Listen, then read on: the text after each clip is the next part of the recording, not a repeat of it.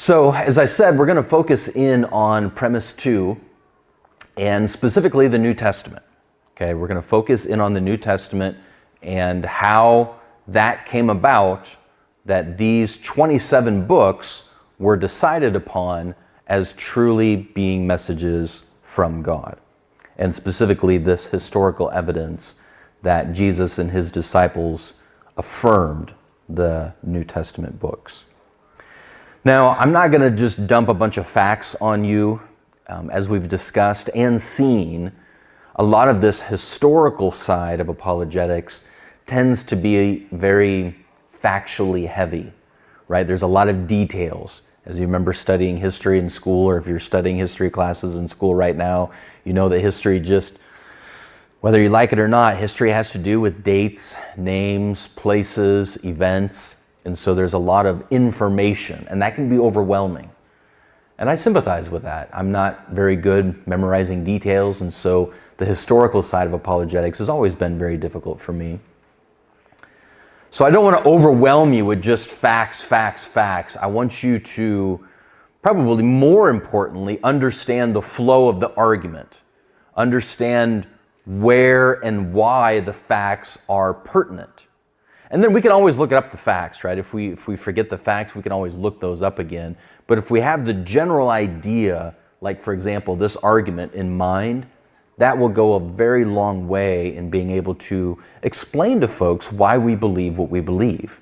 And that's one of our goals with this class, right? That's one of our goals with apologetics, is be able to have good, solid conversations with people and explain to them why we believe, in this case, that the Bible really is from God.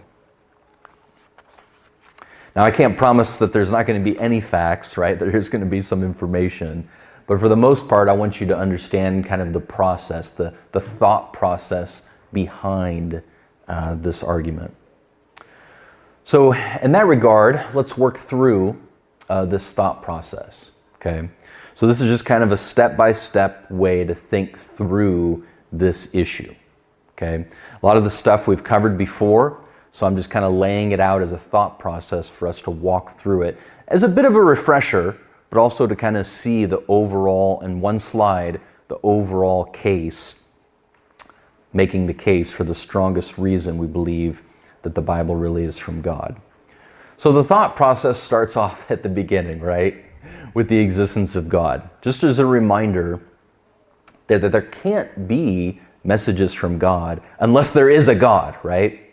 And so one of the reasons I take the apologetic approach that I do, starting with the existence of God, is it only makes sense to even discuss messages being from God if there is a God. So we've made our case that there is a God.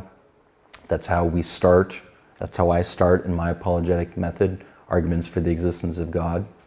I think it's reasonable to conclude that sometimes God communicates to us.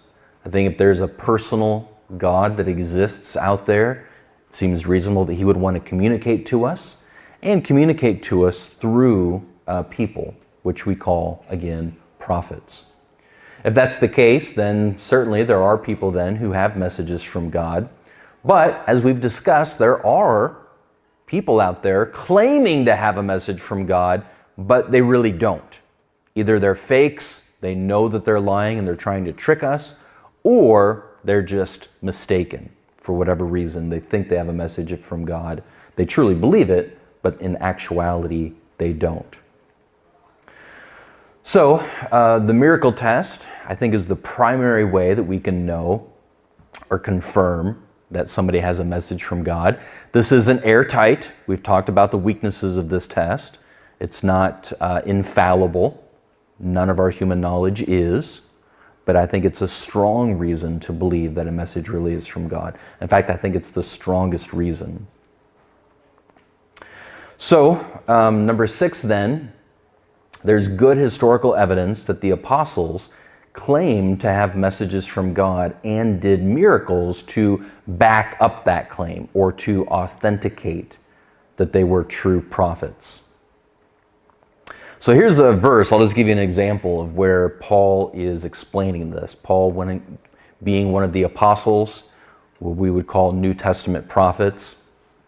Here's a verse I'll give you. on the next screen, where Paul explains that they had messages from God. So it was their understanding, the apostles, when they were writing the New Testament or affirming the New Testament books, they understood that these were messages from God. That was their understanding. That's part of the historical evidence here. So here's a verse where Paul specifically says just that. He wrote, "When you received the word of God, which you heard from us, you accepted it not as a message of men, but as it actually is, a message from God." So certainly we can say that the New Testament authors believed that they had messages from God. That's what they're saying, okay? And the reason we believe their claim is because of the miracles they were able to perform and the historical evidence for those miracles. So number 7, just kind of walking through this thought process here. Therefore, another conclusion point. The New Testament should include books that the apostles said were messages from God. And we can do historical research to ascertain that.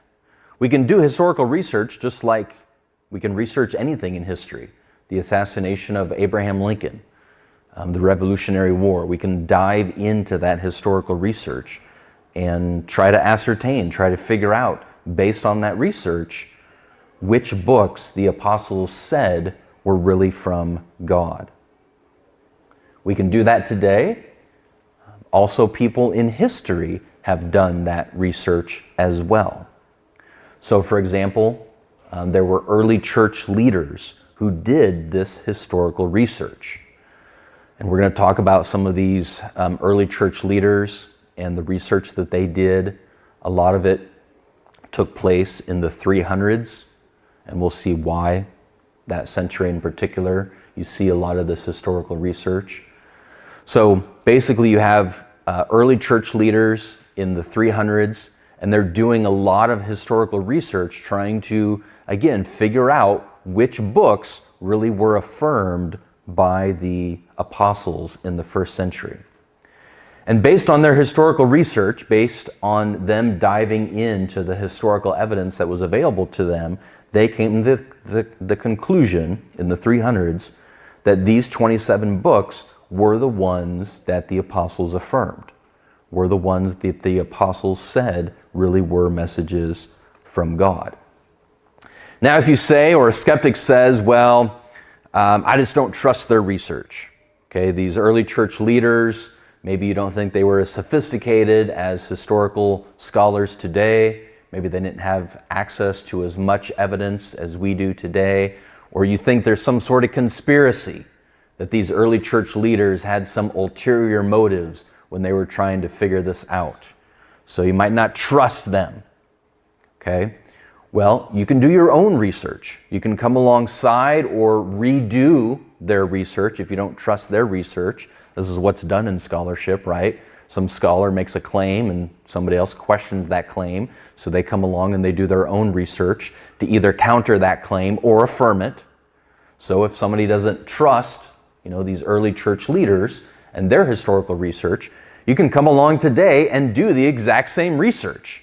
You can look at their research and the conclusions they came to and why they came to their conclusions, and then dig into your own research and the evidence to see, as best as we can, what the apostles affirmed, which books the apostles affirmed in the first century. Okay, so then going back to the thought process, the last one here then is, if all of this follows, if we're tracking and all of these premises are true, so to speak, we can conclude then that these 27 books are, in fact, messages from God. Again, that's what the Bible is supposed to be. The Bible is supposed to be a collection of messages from God. So the key question is, what really is a message from God and how do we know? And then that will determine what the New Testament canon should be, and the Old Testament canon, as we'll see next week.